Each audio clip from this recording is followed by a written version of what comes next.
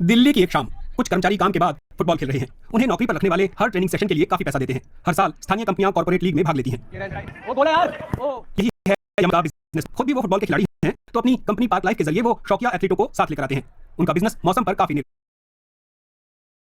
खुद भी वो फुटबॉल के खिलाड़ी हैं, तो अपनी कंपनी पार्क लाइफ के जरिए वो शौकिया एथलीटों को साथ लेकर आते हैं। उनका बिजनेस मौसम पर काफी निर्भर है। कठोर मौसमी स्थितियों जैसे कड़ाके की सर्दी या बहुत ज्यादा उमस की वजह से लोग बाहर नहीं निकलते और खेल कूद नहीं कर पाते, क्योंकि उन्हें शिथिलता और थकान महसूस होती है। वो बाहर नहीं निकलेंगे तो हमारा बिजनेस खराब होगा।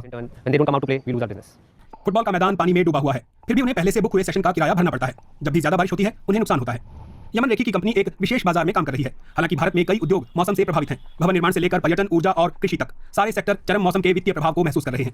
पूर्णिका दासगुप्ता दिल्ली यूनिवर्सिटी के इंस्टीट्यूट ऑफ इकोनॉमिक ग्रोथ में काम करती हैं। वो और उनकी टीम अर्थव्यवस्था पर जलवायु परिवर्तन के असर की पड़ताल कर रही है। बीते केवल 30 सालों में ही भारत में चरम मौसम की 400 घटनाएं हुई हैं। पिछले 3 दशक में करीब 80,000 लोगों की जान गई और 300 से 400 अरब डॉलर का संभावित नुकसान हुआ। ये बहुत बड़ी मात्रा है। भारत मानसून की बाढ़, ओलावृष्टि और प्रचंड लू जैसी मौसमी स्थितियों से जूझता रहा है। पृथ्वी की दूसरी जगहों की तरह भारत में भी औद्योगिकीकरण की शुरुआत से ही औसत तापमान बढ़ा है। नतीजतन पहले के मुकाबले ज्यादा तेज बारिश और ज्यादा गर्मी हो रही है। दिल्ली सर्दियों में प्रचंड शीतलहर से भी जूझती है। वैज्ञानिक ऐसी मौसमी घटनाओं को सीधे जलवायु परिवर्तन से जोड़ते रहे हैं। हमने केरल में अत्यधिक बारिश, बाढ़ और भूस्खलन का अध्ययन किया है और एक और अध्ययन के तहत 2013 में उत्तराखंड की विनाशकारी बाढ़ के बाद के हालात भी देखे हैं। दोनों मामलों में हमने पाया कि जलवायु परिवर्तन और तीव्र हुआ है और बारिश की मात्रा में जलवायु परिवर्तन की अनुपस्थिति में होने वाली पहले की बारिशों के मुकाबले 10 से 12% ज्यादा बढ़ोतरी देखी गई है। फसल खराब हो जाती है और लोग प्रचंड गर्मी में काम नहीं कर पाते, जिसकी वजह से भोजन या दूसरी चीजों की किल्लत से उनकी और अन्य सेवाओं की कीमतें बढ़ जाती हैं। अर्थव्यवस्था को जलवायु परिवर्तन की बढ़ती चुनौतियों का कोई समाधान चाहिए। गर्मी से जुड़ी समस्याओं से निपटने के लिए हम लोग ज्यादातर आपदा प्रबंधन के लिहाज से काम करते रहे हैं। लेकिन खुद को नए हालात में ढालने का सबसे सही तरीका इसी पर निर्भर है कि हम दूरगामी तौर पर क्या कर पाते हैं। गर्मी सहन करने वाली फसलों की खेती और अलग अलग समय में उनकी कटाई से कृषि में जलवायु से जुड़े खतरे कम किए जा सकते हैं। हरित पार्क और बगीचे लू में शहरों को छाया और ठंडक मुहैया कराते हैं। अपने घरों और अपने कार्यस्थलों को टिकाऊ ढंग से ठंडा रखने के बारे में भी हमें सोचते रहना होगा। ये एक दूसरा बड़ा क्षेत्र है। या तो ये काम अक्षय ऊर्जा रणनीतियों, माइक्रोग्रिड्स के जरिए होगा, या इसके लिए दूसरे तरीके खोजने होंगे।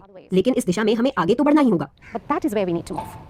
बाढ़ग्रस्त इलाकों, समुद्र तटों और नदी किनारों को सुरक्षा चाहिए। भवन निर्माण के तरीके उस लिहाज से ढालने होंगे। दूरगामी रूप से जिंदगियां बचाने और स्थानीय वन्य जीवन की बसाहट को संरक्षित रखने का वही तरीका है।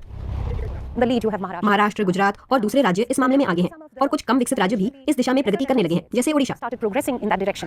आंकड़े भी दिखाते हैं कि अगर आप अनुकूलन में निवेश करते हैं तो आपको लागत से कहीं ज्यादा मुनाफा होना ही होना है।